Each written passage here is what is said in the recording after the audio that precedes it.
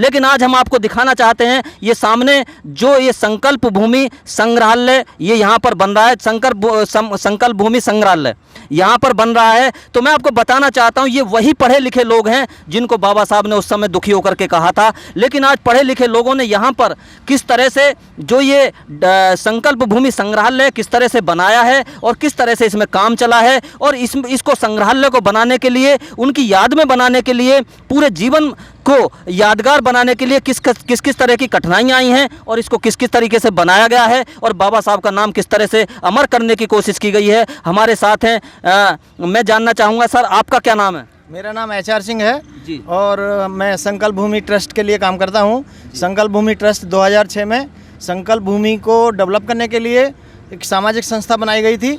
और हम बराबर सरकार के साथ, गुजरात सरकार के साथ, केंद्र सरकार के साथ बराबर हम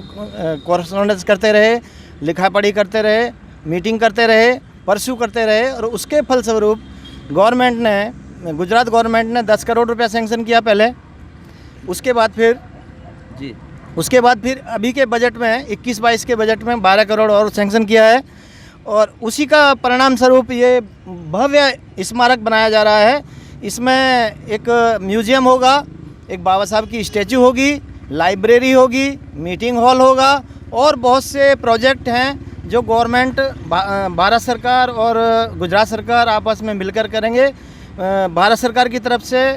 डॉक्टर अंबेडकर फाउंडेशन की तरफ से 1 करोड़ रुपया सैंक्शन हुआ है और 22 करोड़ रुपया गुजरात गवर्नमेंट ने किया है। ये कलेक्टर की देखरेख में कार्य चल रहा है और संकल्प भूमि ट्रस्ट इसके लिए हम बार बार प्रार्थना करते हैं, मीटिंग करते हैं, उनके साथ रिक्वेस्ट करते हैं ताकि ये काम जल्दी हो और ये पब्लिक के सामने लाया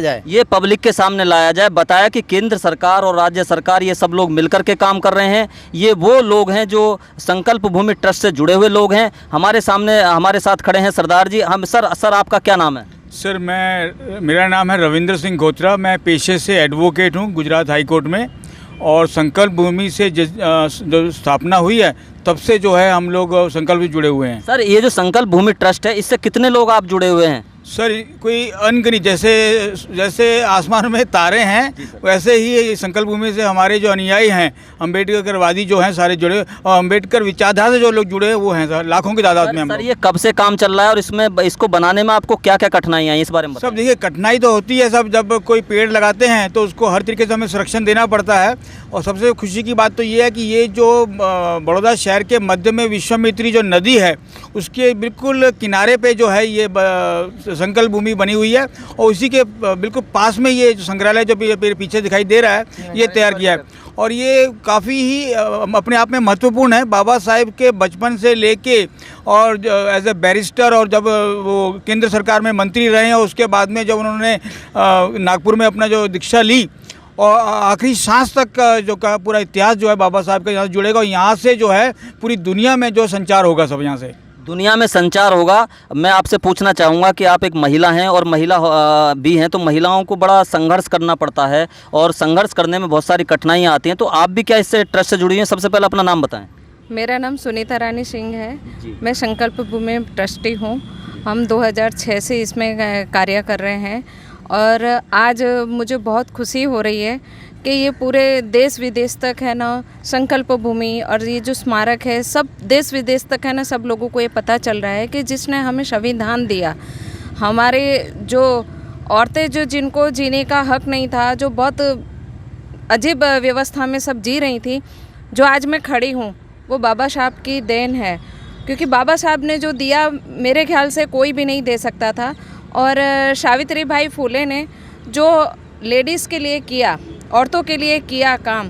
वो बहुत सराहनीय है। यहाँ पर जो हमारे जो सब हैं जिन्होंने हमारे समाज के लिए कार्य किया है उन सब का है ना यहाँ ये संकल्प भूमि स्मारक में यहाँ पर सबका स्टैचू लगाया जाएगा। मतलब सबका है ना फ़ोटो वगैरह सब कुछ, सबकी जीवनी और इतिहास सब कुछ है ना यहाँ पर जो भी कोई आएगा, कहीं से भी आएगा, चाहे देश विदेश से, जैसे कोई एक पवित्र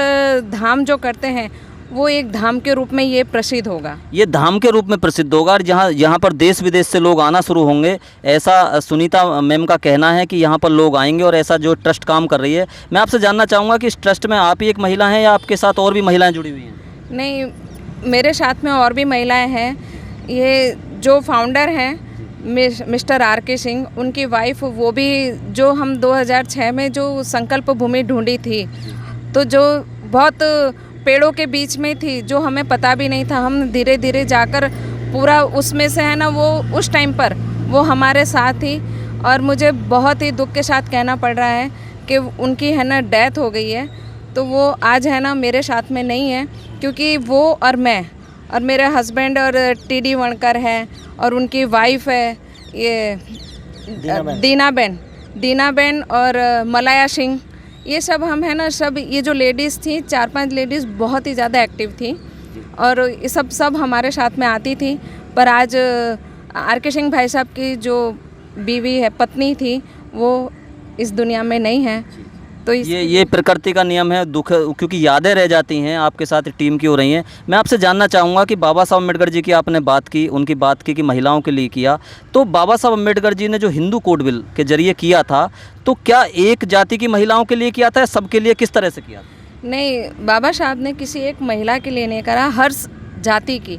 हर समाज की औरतों के लिए, सबके लिए काम किया। जो बाबा साहब ने जो हमें संविधान दिया, सब लोगों भगवान की प्रार्थना करते हैं, मगर जो बाबा साहब के, आप ये सोचो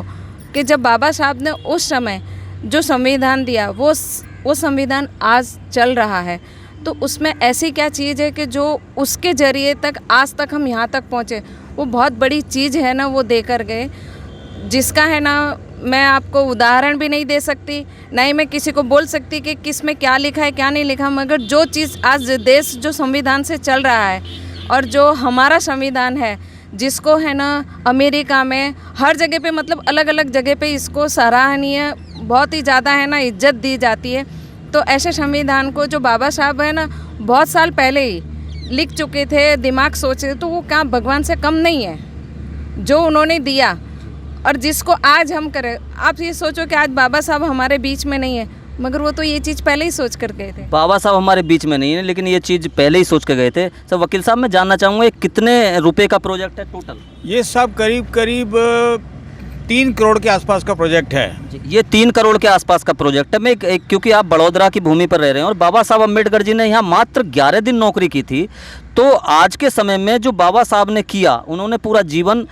SC ST OBC और महिलाओं के लिए लगा दिया। और बाबा साहब भीमराव अम्बेडकर जी ने मतलब यहाँ पे वो प्रण लिया था, जिस प्रण की वजह से आज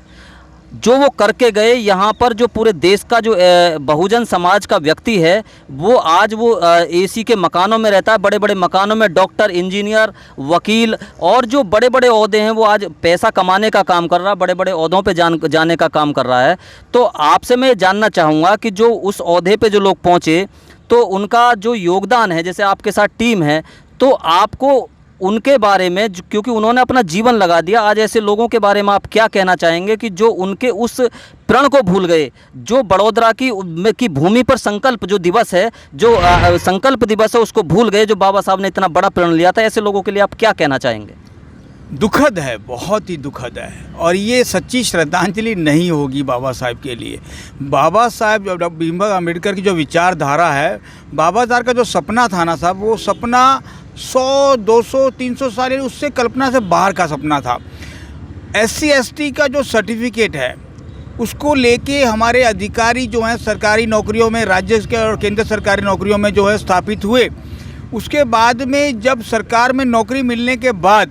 जो उनका एक मिशन था समाज के प्रति, उसको वो भूल गए। ठीक है, और आज वो जो भी हैं, जिस ओहदे पर थे या जो जैसे हुए, उनके बच्चों के बच्चे आगे कामयाब हो गए, पर जो एक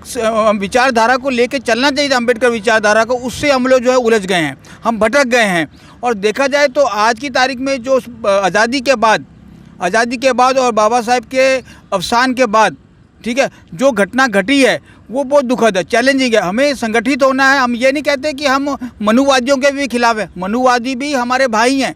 परंतु मनुवादी और जो हमारा जो समाज है, ये एक होके देश के विकास में, अगर हमारे समाज का विकास नहीं होगा तो देश का विकास होना असंभव है। तो मनुवादी और हमारा जो समाज है, बहुजन समाज, हम एक मंच पर एक भाई की तरह काम करेंगे तो हमारा देश दुनिया में जो सोने की चिड़िया बन सकता है।